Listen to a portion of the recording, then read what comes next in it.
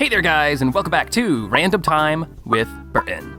I'm your host, you know the name already, and this year I made a boat out of cardboard and entered it into my local cardboard boat regatta. And now, I'm gonna share with you how I did it, with the help of a couple of friends. Making a cardboard boat is always something I've wanted to try because I love the ethos around sailing culture and because I'm a goofy little guy. And finally, on January 1st of this year, I made the resolution to turn that dream into a reality. But I didn't just want to build a flimsy cardboard boat for a one-time event. I wanted to make a boat that could last me years. One that could even sail the entirety of Seneca Lake from south to north.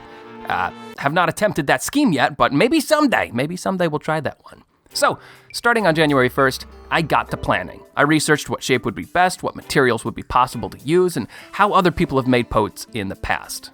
The example I gravitated towards was from this guy named Bernardo Tech on YouTube, who made a cardboard boat that lasted over 10 years. But after I had all of my ideas in my head, I hit a roadblock. I knew the shape I wanted for the boat, but I had no idea how to translate my ideas into an actual piece of cardboard that I could cut. So a couple of months went by of indecision and not getting anything done, until I explained my situation to my friend Trevor. See, Trevor loves mechanical and engineering challenges, and he knows how to use 3D softwares to make 2D designs that you could cut onto cardboard. So after I explained my situation to him, he joined the team, and in less than 2 weeks, we had 2 designs to pick from. The second is the one that we settled with, because we really liked how simple the shapes were. So Trevor took a few days and elaborated on that original design, and he created the schematics for 4 layers, or shells of cardboard that could be layered over top of one another. Then, using a projector, we were able to cut the pieces out on a wall and then perforate the pieces with a 3D printed tool that made these little dots on the cardboard that helped it bend where we wanted it to. Then, all we had to do was construct it. We enlisted the help of a friend named Jimito and stuck the first layer together with hot glue and tape. But for all the other layers that we put on top of that, we instead used wood glue, and we only put hot glue on the edges in order to help it keep its shape while the wood glue was hardening. Nice. And man, wow, I can't begin to tell you how nerve-wracking that part of the process was. We were constantly worried that we were going to accidentally hot glue a layer on crooked and then be unable to get it off. Thankfully, that never happened. First injury. Yay. Last injury. Another issue we ran into is that the cardboard was way thicker than we expected. We knew it was going to get thicker as it went, so each shell in the schematic got larger and larger and larger, but it was actually way thicker than we expected. So as we put layers on, it eventually got a little bit crooked on the gunnel. But thankfully, we had a tool that we could use to cut it all down and smooth it out, so no harm done. Oh, by the way, the gunnel is the top part of the wall on the ship. There's a fun little nautical fun fact for you. It's also really terrible to pronounce if you don't know that it's called a gunnel. Like, how am I supposed to know that that's gunnel? I had to re-record this section because I thought it was gun whale. Whatever. For the seams of the boat, we used a combination of hot glue and caulking. And we also made this cool weight thing to sit on the boat and keep pressure on the hull overnight. That way the glue stayed together while it was hardening. As with most of the things in this project, that was Trevor's idea, not mine. Oh, that's so smooth. When we were done, the hull was 4 layers thick, and it was really hard to bend. It kept its shape amazingly. But it wasn't waterproof yet. To do that, we employed a strategy from Bernardo: varnish and newspaper. Simply, we painted a layer of varnish on the boat. Then we put newspaper on that, and then we put more varnish on that, and then newspaper on that. And doing this over and over again over the course of a week created a waterproof seal all along the hull. We used marine spar varnish because it was recommended by Bernardo, but we also learned that it was much cheaper than the other varnishes and way more viscous, which made it perfect for the hull, so when it hardened it made a thick layer. And the brilliance of this is that we had 4 layers of newspaper, and even if layer 1 and 2 of the newspaper got punctured, layer 3 and 4 would still be watertight. Just genius. Thank you, Bernardo. Unfortunately, at the end of this process, we were running out of marine varnish, so we had to switch to an outdoor varnish, which was thinner and dried way faster.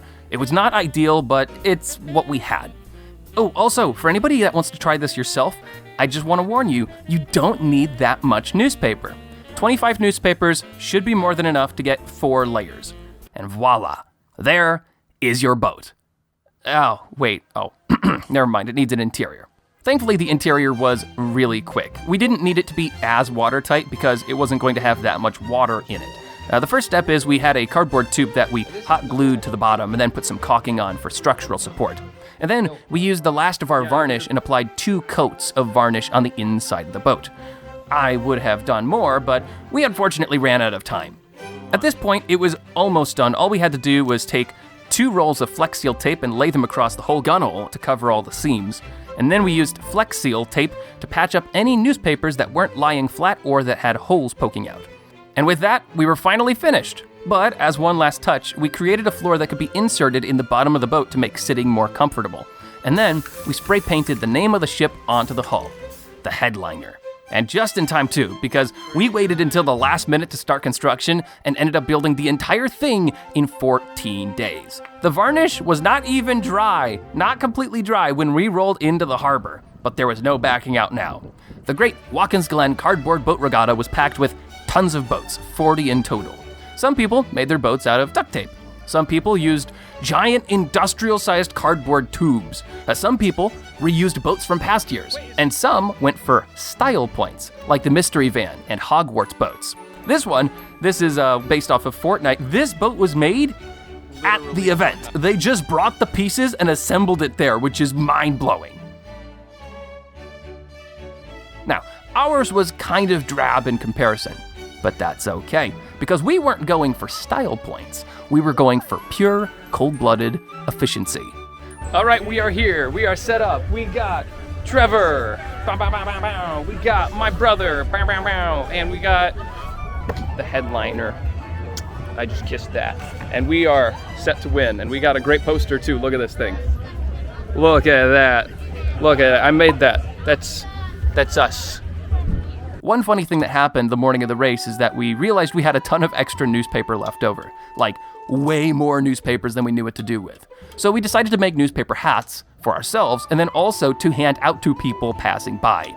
Trevor and my brother were in charge of making the newspaper hats, and I was merely in charge of passing them out, and we handed out at least 150 of them. There were so many extra newspapers, but we did get a cop to wear one of them, so that was pretty cool. The race started at 2 o'clock, but we were in the 15th heat, so we didn't go up right away. When it was finally our turn, we were almost late to the lineup, but we made it just in time to see the boats ahead of us leave the dock and then get our boat ready to slide into the water. And when we heard the siren, we started booking it. Now, here are my observations of what it was like to be in this boat during the race. Number 1, it felt really stable. There was 0 chance we were gonna tip this thing over. We could rick and rock back and forth as much as we wanted, but it was very bottom heavy, which is all thanks to the fact that we had a V-bottom boat instead of a flat-bottom boat. Our V-bottom boat made it so stable. Second observation, it didn't go as straight as we wanted to, and I believe that's because we lacked a rudder. We could easily add one of those at some point in the future, and I think we're going to do that. And observation number 3, there were a lot of people wearing newspaper hats around the racetrack, which was fantastic to see. It seems like our marketing ploy paid off. And then we made it to the finish line. We did not end up having the fastest time, but I wanted to do something to show off how stable our boat was. So I had my brother lower down a cooler that I made that morning with some snacks in it. And me and my friend Trevor went on a second lap around the racetrack backwards with our rowboat, eating a leftover wrap, graham crackers with peanut butter, and an orange. Something which I don't believe has ever been attempted in the history of the cardboard boat regatta. Like I said, we did not win fastest time, but instead we got something which I think is a little bit more impressive, the Best Construction Award, which was 100% deserved for Trevor's work on the schematics. I love constructing. I would like to thank my mom, my dad. I would like to thank my cat, Yoshi, for not killing me during the process so that I could finish it and see it through to the end. You said that. Amazing. You did great today. During the race, the boat did take a little bit of damage, we found out afterwards, but thanks to the many layers of newspaper, we believe the cardboard is unaffected, and it was only the newspapers which suffered a little bit of damage, which will be pretty easy to dry out. And hopefully, if all goes well, we can reuse this same hull for next year and give the headliner a new coat of paint and maybe a rebranding so that we can compete with the other people with cool designs. And that's the story of how I was able to make my own cardboard boat with the aid of so many people who you are now seeing on the screen. Anyways, that's all I have. Thanks for watching. And until I see you next time, have fun storming the castle.